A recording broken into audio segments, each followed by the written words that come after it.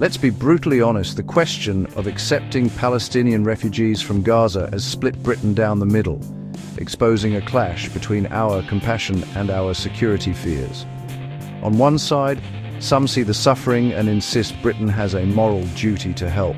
On the other, many worry about security, integration, and the strain on public services.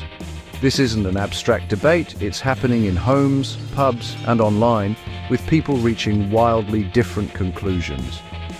The Israeli-Palestinian conflict's history and complexity make the issue even more divisive, forcing us to confront the limits of our generosity.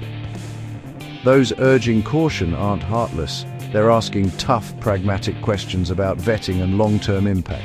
Ultimately, the refugee debate is a mirror for our national anxieties about identity, security, and what it means to be British in 2025. Are we a beacon of humanitarianism or a nation that puts its own security first? Our inability to agree says everything about Britain today. Strip away the emotion, and the numbers tell the story. Britain is split almost evenly on resettling Palestinians.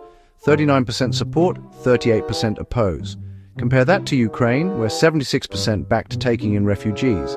For Palestinians, only 31% feel a moral obligation. For Ukrainians, it was 65%. Even supporters of a Palestinian scheme want it limited. Just a few thousand, not tens of thousands. Why the difference? The Ukraine war was seen as a clear-cut case of aggression. The Israeli-Palestinian conflict is viewed through a fog of history, extremism, and geopolitics. Security fears and political complexity outweigh the humanitarian impulse for many Britons. The generosity is conditional, cautious, and heavily caveated. The suffering in Gaza is real, but the public's response is shaped by deep-seated anxieties. For Palestinians, the door is only half open and only with reservations.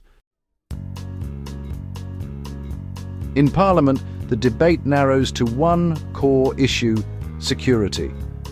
The government's stance is clear: national security comes first, especially with Hamas, a proscribed terrorist group controlling Gaza. Any refugee scheme would require unprecedented vetting, a near impossible task given the territory's history. The risk, however small, is seen as too great. Even one mistake could have catastrophic consequences. Past refugee crises have shown how hard it is to vet everyone perfectly. For many MPs and peers, the humanitarian case is outweighed by the potential for importing a security threat. The calculation is stark: better to avoid the risk altogether.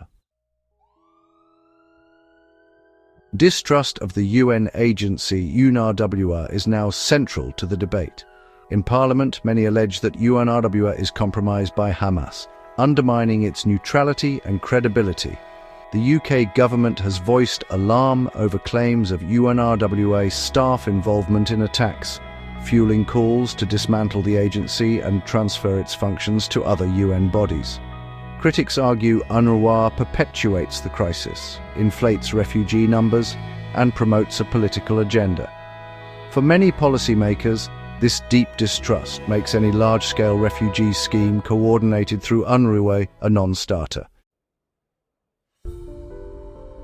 A new legal argument has emerged: if the UK recognises Palestine as a state, can its people still be considered refugees? Some in Parliament argue that Palestinians are now citizens of a recognised state, making their displacement an internal matter, not an international refugee crisis. This logic would shift responsibility for their welfare to Palestine and its allies, absolving the UK of legal obligations. Critics counter that recognition is symbolic. Palestine lacks real sovereignty and can't protect its people. The government sidesteps the issue, but the argument offers a convenient justification for limiting immigration. It reframes the debate from compassion to legal status, allowing Britain to support Palestinian statehood while closing its doors. For politicians seeking to limit refugee intake, it's a powerful tool. The UK government's position is one of extreme caution. There will be no bespoke resettlement scheme for Palestinians, unlike for Ukrainians or Afghans. Instead, The focus is on humanitarian aid in the region and pushing for a political solution. Security concerns dominate. Vetting refugees from a Hamas-controlled territory is seen as nearly impossible. The government wants to appear compassionate but also tough on security and responsive to public anxiety. The result? Support from afar, not open borders. The message is clear: Britain will help, but mostly from a distance. Where you stand on Palestinian refugees often matches your politics. Labour voters overwhelmingly support resettlement. Conservative voters are mostly opposed. For the left, it's about humanitarianism and solidarity. For the right, it's about security and border control.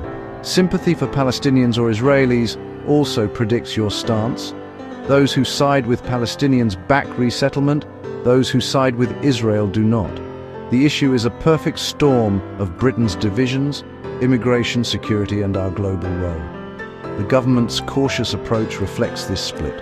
Open the doors, and it alienates its base. Close them, and it faces accusations of heartlessness.